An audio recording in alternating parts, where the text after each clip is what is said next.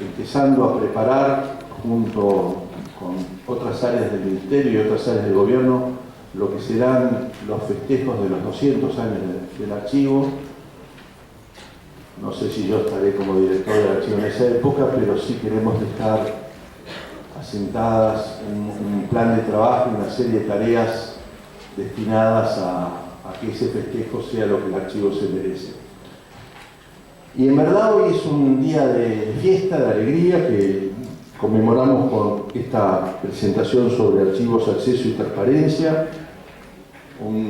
una mirada hacia los desafíos que la legislación y las nuevas tecnologías nos plantean para poder prestarle un adecuado servicio a la comunidad en el futuro.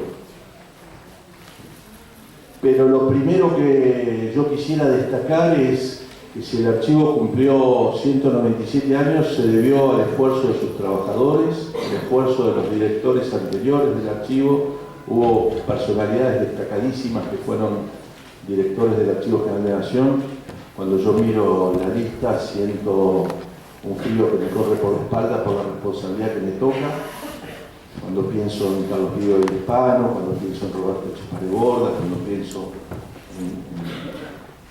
en un montón de directores, y fundamentalmente hoy quiero rendirle homenaje a uno en especial que nos dejó hace una semana, que es César García Belsunce. César fue un extraordinario director del archivo, tal vez, y a mi juicio, por supuesto que mi juicio no tiene más que el valor de una opinión más, tal vez el mejor de los últimos 50 años. César fue el que cambió una concepción decimonónica del archivo y lo colocó en la archivística moderna. César fue el que trajo a Duchenne de Francia, el que publicó sus trabajos en la Argentina, el que envió a algunas de las personas que todavía hoy trabajan en el archivo a estudiar y a capacitarse en distintos países para que la archivística argentina estuviera a la altura de los primeros países del mundo.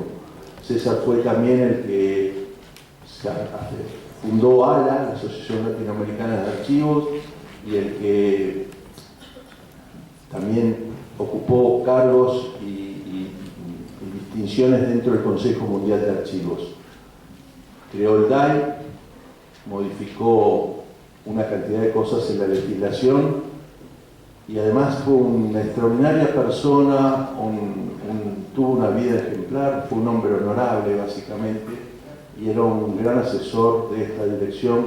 Yo me juntaba con él por lo menos una vez al mes a conversar y le contaba los proyectos y las cosas que estábamos pensando. Se fue a los 92 años, se fue como fue él, con 2 conferencias por delante para dar, con un trabajo para presentar en la Academia Internacional de la Historia el año que viene y armando un congreso.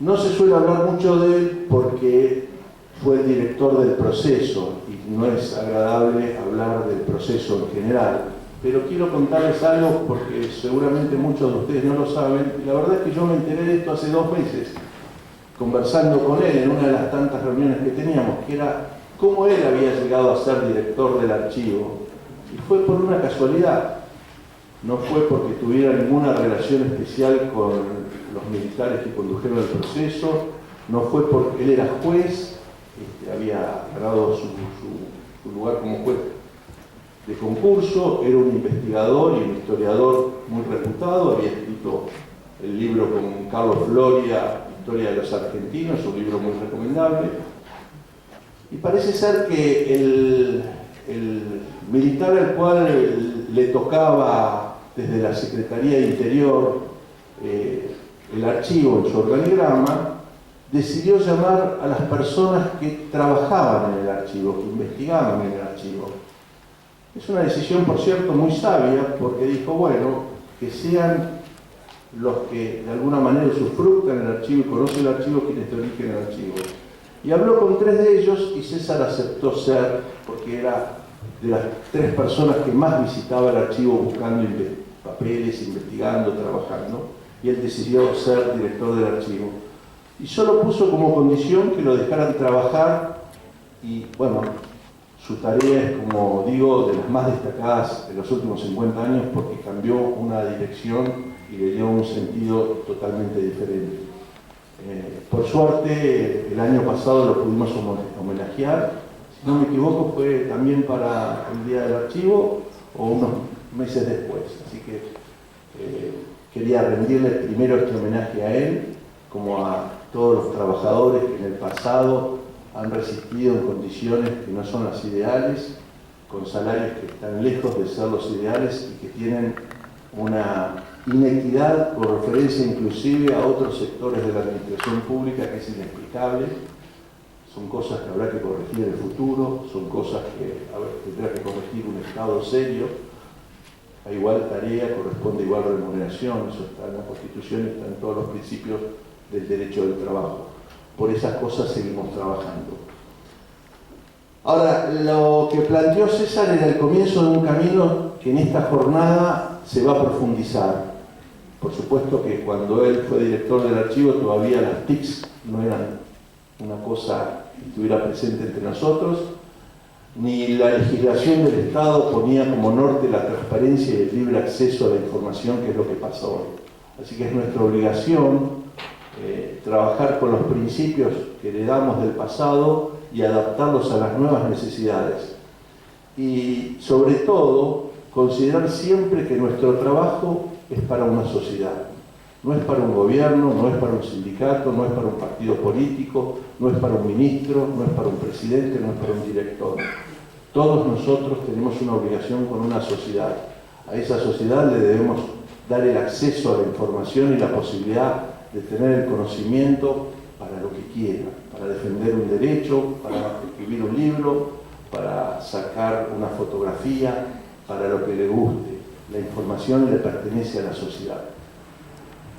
Por eso, en estos días que vemos que el tráfico ilegal de bienes culturales está en la tapa de los diarios, que hay coleccionistas que guardan, a mí me genera cierta repulsa el hecho de que alguien quiera tener un documento de este tipo en su casa para mostrárselo a 4 amigos, a su suegra o a su hermano.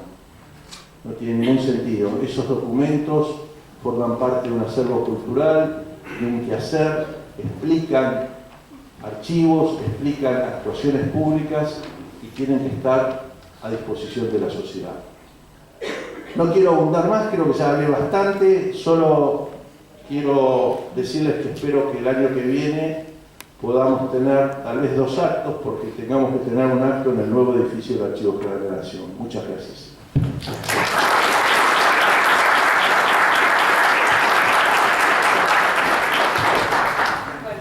Invitamos al panel a Guillermo, a Eugenia, a Inki, a Guadalupe. Hay asientos por acá si quieren aprovechar para sentarse.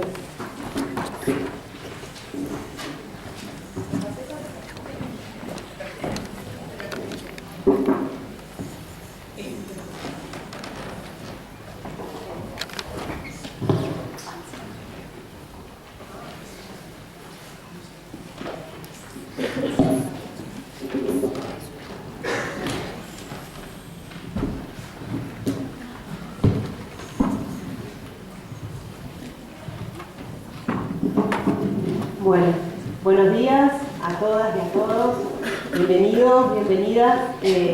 Esta jornada, como ya señaló nuestro director, se llama Archivos, Acceso y Transparencia, el lugar de los archivos en la implementación de las políticas de acceso a la información, y tiene como objetivo vincular experiencias, difundir avances y presentar algunas de las necesidades detectadas en relación a las tareas de gestión documental y archivo que se hace preciso desarrollar para asegurar la implementación de las políticas de transparencia y de acceso a la información. Como todos y todos saben, en Argentina tenemos desde hace un tiempo vigente la Ley de Acceso a la Información, desde el año pasado está reglamentada, pero uno de los caminos más arduos que venimos vislumbrando desde el Archivo General de la Nación en nuestra relación y nuestro vínculo con los archivos de la Administración Pública Nacional y los archivos estatales en general, pero también en relación a nuestro trabajo diario y cotidiano, es cómo asegurar la implementación de las medidas que permitan que ese derecho sea efectivo. Por eso armamos estas jornadas pensando en el archivo hacia atrás, pero fundamentalmente en el presente y hacia adelante. Y este primer panel, titulado De la transparencia y el acceso a la información en los archivos, vislumbrando caminos para la implementación, cuenta con la participación de Guillermo Canela de Sosa Godoy, quien es licenciado en Relaciones Internacionales y máster en Ciencias Políticas, que ha coordinado el Departamento de Estudios sobre Medios de Comunicación y Periodismo de la Agencia de Noticias de los Derechos del Niño, que es coautor de más de 10 libros publicados por dicha agencia sobre estos temas, y que es consejero de la UNESCO en Comunicación e Información para el Mercosur, Chile y países andinos, y coordinador regional de la Iniciativa de Promoción de la Democracia y la Libertad de Expresión en Sistemas Judiciales de América Latina. Empezaremos con la presentación de Guillén, titulada Acceso a la Información y Gestión Documental, Elementos Inseparables.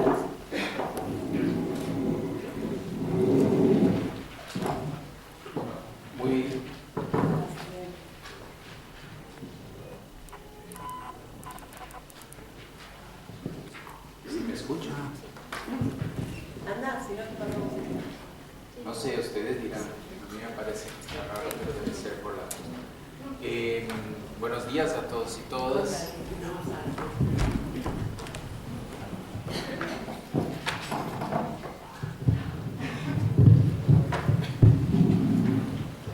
Hola, hola, mejor así. Ahora sí yo me escucho por lo menos.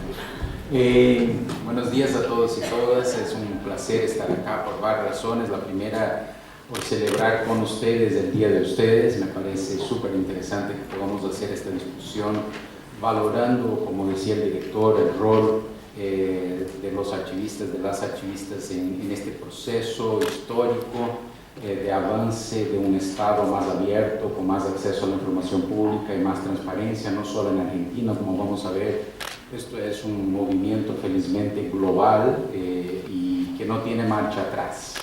Por lo tanto, la decisión que cada uno de nosotros tenemos que tomar es en qué páginas de la historia queremos estar. En la página de aquellos que promovieron el acceso y la transparencia o de aquellos que crearon obstáculos a este proceso. Así de fácil. Va a llegar un día, tarde o temprano. La cuestión es cuánto tiempo va a demorar y qué rol quieren jugar ustedes, ¿no? O sea, el rol de abrir las puertas o de cerrar las puertas al acceso a la transparencia. El otro marco, el otro hito importante es que estamos en un proceso de discusión global que considera el tema del acceso y de la transparencia como parte central de la agenda global de desarrollo. O sea, es la primera vez en la historia que el sistema de Naciones Unidas no solo considera, solo entre comillas, porque eso es central, el acceso como un derecho humano, pero también como parte inseparable de la agenda del desarrollo sostenible. Por eso ustedes ven ahí en la rueda esta que está en la pantalla de los objetivos de desarrollo sostenible, el objetivo 16 es justamente un objetivo que habla de varios elementos de buena gobernanza, entre ellos el acceso a la información pública, y de ahí deja muy claro que sin acceso no hay desarrollo. Y eso no es nada menor. Dentro de un año vamos a tener en Nueva York un espacio dentro de Naciones Unidas que se llama el Foro Político de Alto Nivel, donde justamente vamos a discutir la implementación de este objetivo que es el 16.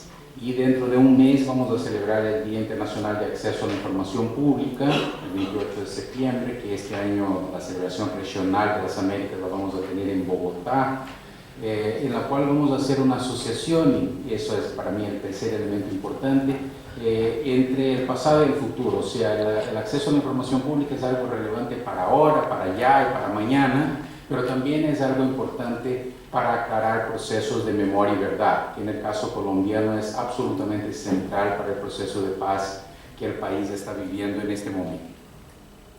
No sé si está pasando, sí. Entonces, este mapa que ustedes tienen ahí, esta gráfica, muestra un poco por dónde vamos caminando, o sea, por una tendencia sumamente positiva.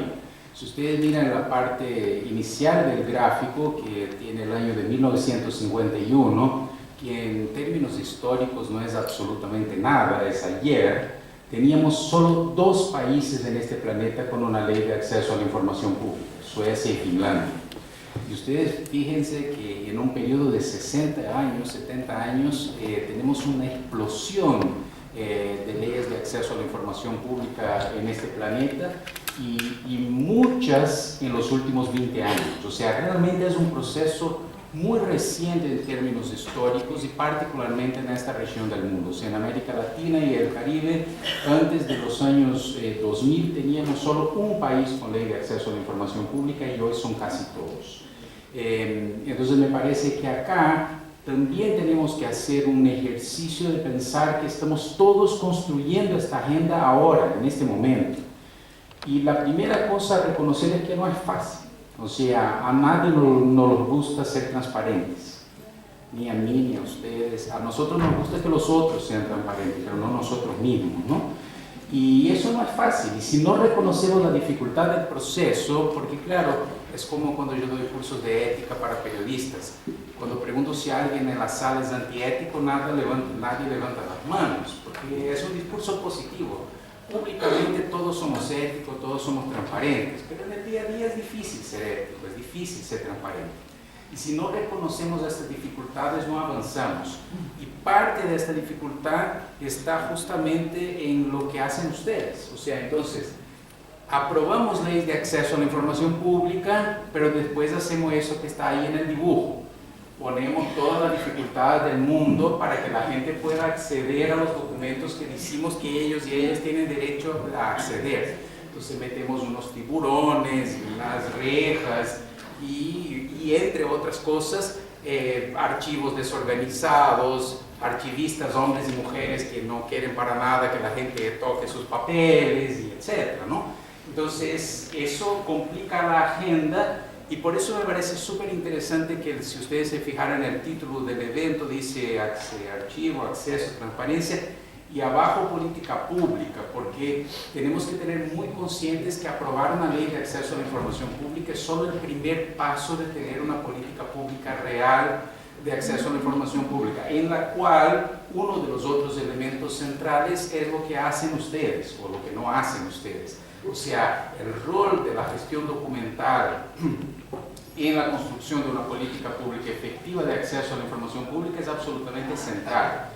Y decir así parece fácil, pero cuando vamos a los detalles de lo que es una política pública, o sea, tener una ley, bueno, la tenemos acá y en otros países, pero después hay que tener plata, o sea, estas cosas no salen ahí de un árbol por la calle, o sea, ustedes necesitan recibir, como dijo el director, ser bien remunerados, etcétera, pero después hay sistemas que hay que comprar, después hay mejoras que hay que hacer en la forma como los flujos de interoperabilidad de la información entre los distintos órganos públicos y vamos creciendo esta agenda. Entonces, si no miramos con cuidado qué es tener una política pública de acceso a la información pública, lo que pasa es eso, o sea, tenemos la ley, pero después para que la gente realmente acceda a la información tiene que saltar los tiburones y las rejas y todo lo que más que hay por ahí, ¿no? Y entonces, si ustedes se fijan en lo que dice el objetivo que todos los 193 Estados miembros de Naciones Unidas se comprometieron en 2015, que es este, el 16.10, dice garantizar el acceso público a la información y proteger las libertades fundamentales de conformidad con las leyes nacionales y los acuerdos internacionales. Ese es el objetivo que todos los la meta dentro del objetivo 16 que todos los 193 países acordaron. Cuando ustedes se fijan en el indicador, o sea, de nuevo, ¿no? Cuando pensamos en política pública no es solo decir lo que queremos hacer, pero cómo vamos a medir lo que queremos hacer. En el indicador que se refiere a lo que estamos discutiendo acá hoy, que es el 16.10.2, que está ahí en la pantalla, dice número de países que adoptan, ojo, no basta solo adoptar la ley de acceso, y aplican las garantías constitucionales, reglamentarias y normativas para el acceso público a la información. En este proceso de aplicación, ¿cuáles son los indicadores? Cada vez más países están adoptando las políticas o los reglamentos de gestión documental, o sea, lo que ustedes hacen, como parte de identificar si estamos bien o estamos mal en la implementación de las leyes de acceso a la información pública. O sea, en otras palabras, cuando miramos y vemos que los archivos no están integrados en el proceso de aplicación de la ley de acceso a la información pública, es un indicador que estamos mal en la implementación de estas mismas leyes. Cuando vemos que los procesos de gestión documental avanzan y etcétera, son indicadores que demuestran que estamos avanzando bien en la política pública de acceso. Perdón, que tengo que manejar mil cosas de acá. Este señor que está en la pantalla recibió un pedido de acceso a la información pública. ¿Dónde está la aguja? Y está buscando ahí en un archivo cualquiera. Esto es lo que pasa todos los días en los 120 países que tienen ley de acceso a la información pública. El motivo número 1 en el planeta por lo cual un pedido de acceso a la información pública no es atendido no tiene nada que ver con secreto de Estado, con no sé qué. Es sencillamente porque el funcionario público que recibió el pedido de acceso no sabe dónde está la información. Siquiera es que la información no existe, ella existe, está allí debajo del pajal ahí. Entonces, fíjense ustedes el rol fundamental que ustedes tienen en el cotidiano. O sea, 90% del problema no está en que esta información es sensible, que si la liberamos el ministro se va a ser demitido, no sé qué. Eso existe y es 10% del problema y quizás estos 10% sean cosas absolutamente relevantes porque tienen que ver con violaciones de derechos humanos y no la podemos olvidar. Pero si siempre estamos, como decía Sartre, diciendo que el infierno son los otros, nunca resolvemos el problema, porque es fácil decir que el problema del acceso está en que los militares no quieren, lo diplomático, no sé qué vaina y tal. No, pero la cuestión es que el problema grueso es este ahí, es que no sabemos dónde está la información. Y no sabemos porque no lo archivamos bien, bueno, todas cosas que ustedes saben mejor que yo, no voy a hablar yo solo repito lo que me mandan de repetir. Esta foto ahí es de Venecia, como muchos de ustedes saben. Venecia tiene una historia muy interesante que demuestra que el tema de los archivos para los procesos de ampliación o de restricción de la información es un tema desde que empezamos a hacer historia, no es de ahora. Entonces, en el contexto de Venecia, el Doge, que era el máximo gobernante de Venecia, no estaba autorizado a entrar solo en el archivo. Tenía que entrar con los otros funcionarios de lo que era una especie de un senado, porque la gente temía el riesgo de acceder a la información que había ahí. Y los archivistas, o el archivista principal que tenía la llave, tenía que ser analfabeto, por el miedo de que pudiera leer lo que estaba ahí. Entonces, fíjense ustedes que no estamos hablando de un proceso de ahora, o sea, el control de la información. Andrew Carnegie, este grande filántropo escocés que después se mudó a Estados Unidos, decía que la sociedad tiene 3 grandes porteros de la información, gatekeepers de la información: los maestros, los periodistas y los archivistas bibliotecarios. O sea, si logramos que estos 3 actores liberen la información que tienen en sus manos, tenemos más transparencia, tenemos más acceso. Pero también estos 3 pueden ser muy malos y pueden ser porteros malos de la información, cerrar lo que tienen ahí. Sea por decisión institucional, como que decía que el archivista tenía que ser analfabeto para no leer y por lo tanto no le quedaba otra no ser cerrar las puertas, o por las cuestiones de no tenemos políticas públicas adecuadas, no tenemos capacitación adecuada, no tenemos formación adecuada, lo que ustedes digan, ¿no? Ahora, es cierto que la cosa, desde el tiempo del archivista analfabeto de Venecia de los año 1000 y cuatro, no sé cuánto, ha quedado cada vez más compleja para el tema de la gestión documental. Entonces, no es, de nuevo, yo lo que quería hacer hincapié es que hoy, felizmente, todos en algún escenario de comunidad internacional de este tema de acceso, estamos hablando del problema de la gestión documental y de los records management. Y yo quería hacer hincapié que eso no empezó ahora, o sea, eso es un tema que viene desde la Constitución del Estado Nacional y que en aquel momento tenía la función, ustedes tenían la función de guardar los secretos del Estado, porque esta era la lógica. Ahora la lógica es que ustedes tienen la función de abrir las puertas del Estado a la gente, ¿no? Hemos invertido la ecuación. Sin embargo, eso dicho, el tema del records management está cada vez más presente porque la situación se volvió mucho más compleja. Ustedes ven este cuadro sobre importantes procesos de filtraciones de documentos en la historia reciente, ¿no? Entonces, si ustedes miran el caso de los Pentagon Papers de esta película famosa de este año, ¿no? del Washington Post, de hecho, no sé por qué eligieron el Washington Post, porque la cosa realmente fue el New York Times, pero eso no importa. Verá que en aquel proceso el filtrado fueron de 7.000 páginas. En el caso de los WikiLeaks, ahora en los inicios, mitad de los años 2000, con este señor Julian Assange, fueron 127.000 páginas. En el caso de las leaks de Snowden, que fueron algunos años después de Assange, fueron 4.5 millones de páginas. En el caso de los Panama Papers, fueron 195 millones de páginas. Y que viajaron en el bolsillo de la camisa del señor que fue a Alemania a entregar el papeleo todo al Deutsche Zeitung, que fue quien recibió